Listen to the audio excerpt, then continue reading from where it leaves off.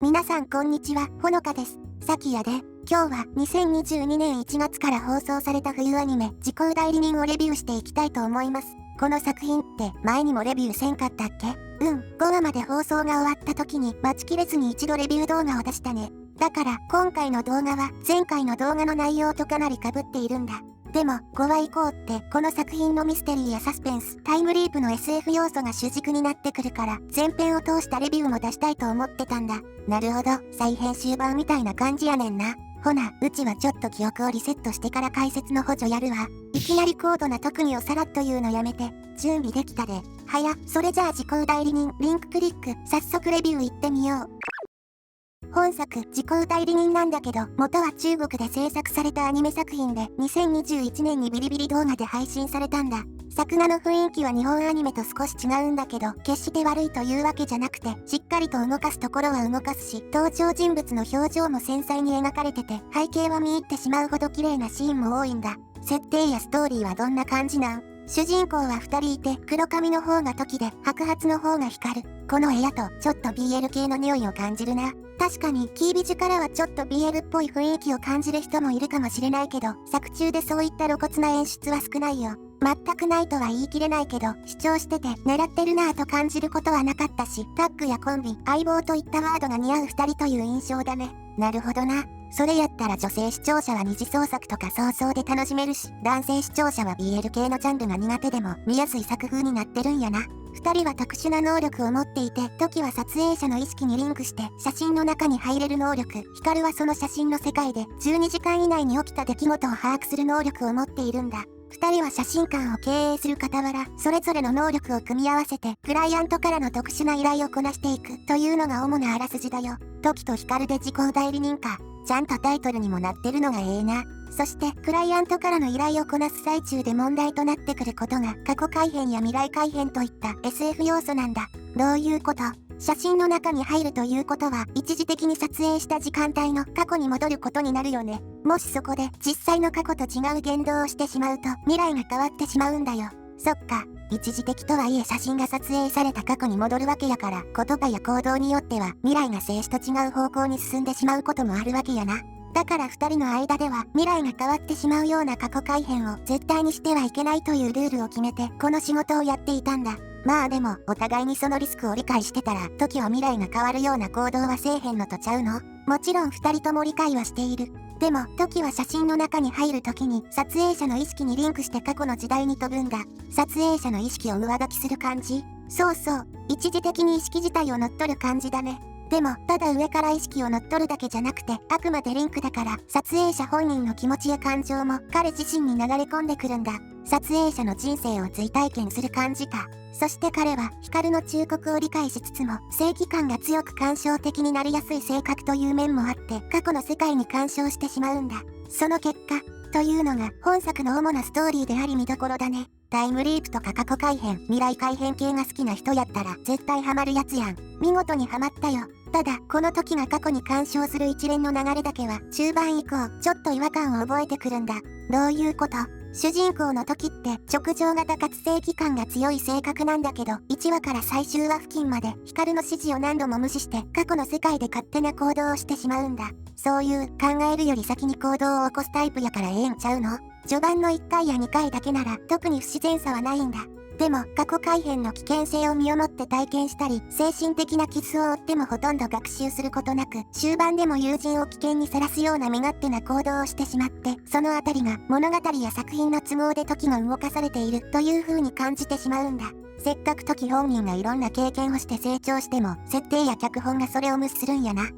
もちろんちゃんと彼の成長を感じられるシーンも多いんだ。特に最終話は、それまでのエピソードで様々な人の人生を追体験したことによって、一人の女性に希望を与えることができるからね。ただ、事件を起こすきっかけや物語を進めるためには、相棒のヒカルは冷静で賢すぎるから、どうしても時に頼る必要が出てくる。そういったキャラの設定的な面で、やや不自然さを感じてしまったのが、この作品の中で唯一残念だと感じた部分だね。その他、作品全体を通して背景美術に凝っていた点はとても良かったね。全体的にサイドを落とした暗めの作画なんだけど、中国の街並みやそこで暮らす人々の生活、何気ない日常シーンも丁寧に描かれてて、そういった細かい部分を見せてくれることで、物語や作品への没入感が増すんだ。特に3話から5話で見せてくれる風情のある田舎の景色は、劇中音楽との相乗効果もあって、今でも目に焼き付いてるよ。そして、時効代理人を見ていて、一番印象に残り魅力的に感じた部分が、脚本と演出だね。時効代理人って過去改変や未来改変といった SF 要素が話の軸になってるんだけど、そこにサスペンス要素や心に訴えかける人間ドラマをうまく取り入れてるんだよ。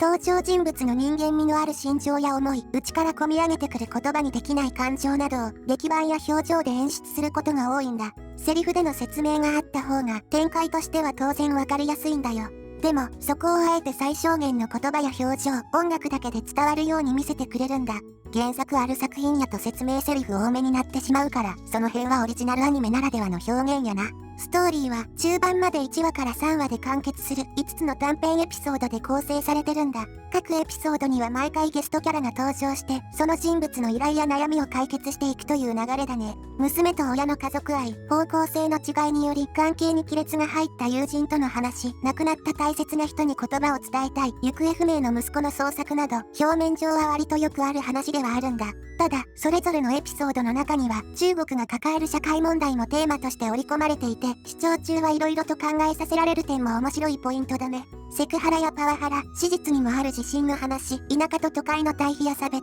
子供の誘拐、学歴や就職、結婚に関する苦労など、日本に住んでるとあまり馴染みがない内容も多いんだけど、それが逆に中国社会の実情を調べるきっかけになったりして、新鮮さを感じるんだ。そして、そういった社会問題にも切り込んだエピソードを、情緒のある演出や質の高い脚本、印象深い劇版によって、感動的かつ人間味のあるドラマに仕上げてるんだ。ストーリーも演出も劇版もいいとか、優秀なクリエイターさんが揃ってたりするん。スタッフは、新海誠監督作品を手掛けているアニメ制作会社、コミックスウェーブフィルムのクリエイターが何人も参加してて、美術監督を、君の名はや、2022年公開予定の新作、すすめの戸締まりの丹治匠さん、音楽を、雲の向こう、約束の場所や、秒速 5cm の天門さんが務めているんだ。監督と脚本を務めるリー・ハオリンさんも、同アニメ会社が制作した劇場アニメ、四季折々を手掛けているなど、何かしら、新海誠さんと携わりのあるクリエイターばかりが参加しているんだ。実際この時効代理人も、新海誠監督作品っぽい雰囲気は感じられて、劇版はもちろん、背景美術の見せ方や光の当て方は、言われてみる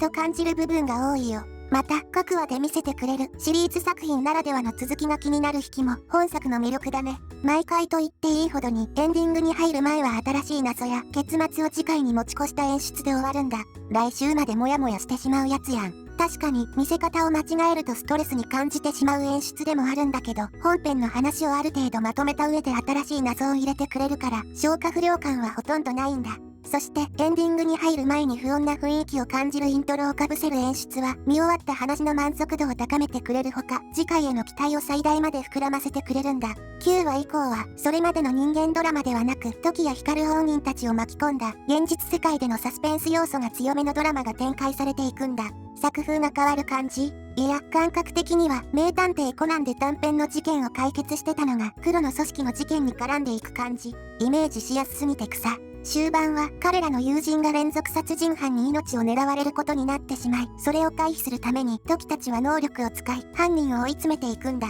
今までのエピソードで散りばめられていた謎や伏線の回収、そして1話のエピソードにも繋がっていく怒涛の展開は見る者を釘付けにする魅力で溢れてるんだ。終盤から結末までの展開についてはネタバレになるからこの動画では詳しく言えないんだけど、1話を見た時の衝撃を思い出す時効代理人らしい終わり方で個人的には大満足の出来だったね。結末は割と賛否あるらしいから、これは自分の目で確かめたいところや。この作品って序盤だけ見ると色彩設計でサイドが抑えられてたり暗めのシーンが多いから結構陰鬱な作風のアニメに感じるんだ。でも実際はおしゃれなオープニングやちょっと懐かしい海外ドラマを思い出すような始まり方、時矢光のクスッと笑えるやりとりやパートナーの女の子の可愛らしいシーンもあるんだ。そして実写でもいけるような見応えのある人間ドラマと SF 要素、そこに不穏な雰囲気を感じるサスペンス要素が加わり、最近の日本アニメではあまり見ない作風に仕上がっているね。残念なことに日本ではそこまで話題にならなかったんだけど、中国ではとても人気が高く、第2期の制作も決定しているから、日本でも放送されることを祈りたいね。